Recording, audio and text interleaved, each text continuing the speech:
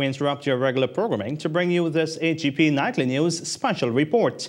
A light plane that is reportedly registered in the United States crashed into a house at Plaisance, East Coast Demerara earlier today and killed the 2 pilots on board. Some of the scenes we are about to show you are to an extent graphic. Nightly News' Travis Chase was on the scene and has the details.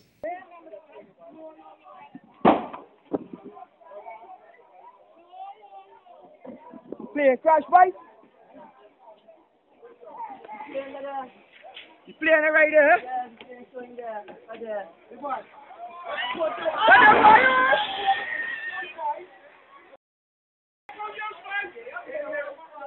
Come on, yo! Come on, yo! Move from there. A United States registered aircraft crashed into a house in Graham Street, Plaisance, with just the 2 crew members on board shortly before 3 p.m. today. The 2 pilots who were on board the aircraft have been killed. Authorities have not released the identities of those killed in the crash. The aircraft took off from the Ogle International Airport. 76-year-old Florence Tyndall was at home at the time when the plane crash landed into her home. She said that she was preparing to leave for church when the mishap took place. I come from the road after I follow Yvette and what's your name? And I come, it's time to go about to church. I go in the house now to pick up my skirt to change my clothes. And then I hear boom. So I shout, Desiree, is who shooting? And then after then, I hear crack on the house make like this. And then I said, Desiree, look, my house burning. And I open the door and I run out. And then I yell fire. And them boys run up. Well, I dig up my hand, I run through the paling. And I feel nervy and I check everything I lost, everything, my money, my purse, everything gone down. Eyewitnesses told Nightly News that the plane clipped several coconut trees before smashing into the 3-bedroom house and snapping in half, killing the 2 pilots. Authorities evacuated and cut the power to several homes in the neighborhood after fuel leaked from the aircraft engine and created a very dangerous situation. Well, I saw the airplane coming out to the air, and I see it just crash into the house. When the time it crashed, it blew up right away. Yeah. And he screamed because I live a good way, but from where I was, I could see when the plane come down. From the time it come down, it blew up right away. That was all. Well, I come around for the back by me old lady there. I think this lady here saw in my grandma. She bring me up from small between she and them things, right? So I see this plane up in the air, smoking. I want with all this smoke, so I decided to start my bike now and ride out and track it down. And by the time I meet my uncle body shop there, I hear boom. I park my bike and I run over. Everybody start come around, flock around, see what's going on. The airplane inside, we go in and pull out how much we could pull out the freezer. We get another stove. But the richest thing them that we ain't forget left inside there. Because the fire been getting more worse. So we just come away and left everything. Yeah, I was nearby and I heard a funny song on the plane engine. Just like a funny song in the air. And it started like backfiring like 5 times. And then suddenly the engine cut out. When you look, you see the plane gliding over the ball field and just glide straight into the house. And there was an explosion. Since that it hit impact, just exploded. After like just start getting rapid explosions after like things in the plane just start blowing. Then people come, we try to save the house. We managed to get a few things out of the house like the gas stove and fridge and so on. But then the house fell with people inside trying to get the things out. So the fire just started up more. So we had to move away. And this house here that I'm standing in front of almost caught in the fire. So neighbors try to assist by throwing water on this house for this house don't catch a fire. Yeah. And then the plane hit the wire there and then it landed in Stendhal yard and then everything blew up, wire started sparking and I just grabbed my son, run through there and that was it. I was so frightened. You were so frightened? Yes, because my son was actually playing in the yard whilst I was washing. I had to grab him and run. There has been no identification if the pilot communicated to the control tower that the plane was experiencing mechanical trouble or any other potential cause for the crash. Nightly News' study of the aircraft revealed that the aircraft was a twin-engine aircraft, which means that if one engine failed, the other should have kept on working. The question is, did both engines fail the aircraft? Director of the Ghana Civil Aviation Authority, Zulfikar Mohammed, told reporters that the engine first needs to be retrieved in order to ascertain if the cause of the accident was indeed engine failure. You take whatever is available there now and you have to do analysis on it. Some of it can't be done by us in any case. So we have to retrieve the engine to ensure that that is properly examined to determine if that was part of the cause of the accident. How long has the plane been? Just sometime last week, I can't remember offhand what date came. About a week now. This is the first time it is going to the... Say again? This is the first time it is going? No, it has been operating for the past few days. It had already done a flight for the day, and they just came in for fuel and they were going back out again for a survey. It's an American registered aircraft, and it was chartered by a Canadian company, I think, to do survey on behalf of another contractor for their Milo Falls project. We don't have much information on the crew at hand right now, and we can't release names, not until we would have notified their embassy and their family. Transport Minister Robeson Ben confirmed that the aircraft is a twin-engine Piper Aztec with registration number N27FT.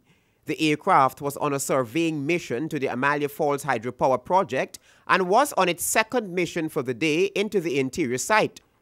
Veteran pilot Jerry Gavaya also updated the media on the aircraft type and what may have caused the accident.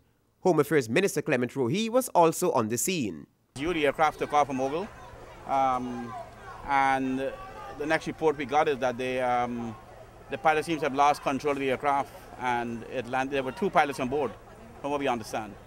But it's not a local aircraft. But as in most, what we got to try and do now is to secure the crash site.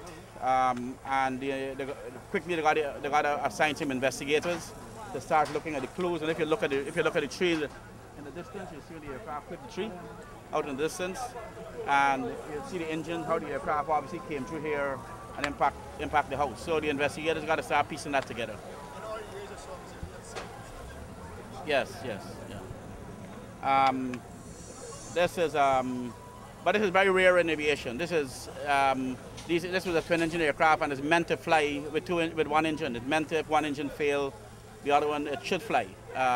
So what we need to find is why didn't it fly? Why the pilots were not able to take it back to Ogle? And today Ogle is one of the safest airports. It's huge. It's got all the navigation aids. So there's no reason that this airplane should not have make it back into Ogle. So the investigators will need to determine that fact. This plane was here in Guyana to participate or to conduct certain activities, and to assist the government of Guyana to do some geophysical surveys. Regrettably, they encountered problems, engine problems, and crashed, cost 2 lives. It's most regrettable. I don't know when last we had an incident like this in Guyana, but it is to be regretted, not only the lives, but I don't think this house was occupied at the time. But if there's loss of property, that's to be regretted too. A quick research in the aircraft revealed that the plane belonged to the Miami-based NGL EnviroSafe Incorporated, which offers aerial camera platform services. Ben said that his agency will be looking for the cause of the crash and to identify and remedy any issues that could have prevented this accident. Meanwhile, Joseph Stewart told reporters that he is, however, thankful for his life since the aircraft almost cleared him and everything else in its path. Yes, I was driving, and while I was coming, we heard this noise. My niece was in the car with me, and we were wondering what's happening, but I wasn't seeing anything. And so after I reached the entrance here, I noticed the plane coming, and I saw this dark cloud over, right? And then when she got off, I quickly drove away, and if I didn't, maybe the plane wheel could have actually hooked the car because it was open, and take me with them, and that's what I saw. When I turned in the street there, the plane already landed. You know, within less than a minute it was exploded. It was quick. It was very devastating to even know. I had a call saying that my house is burning. There's my mother's house, right?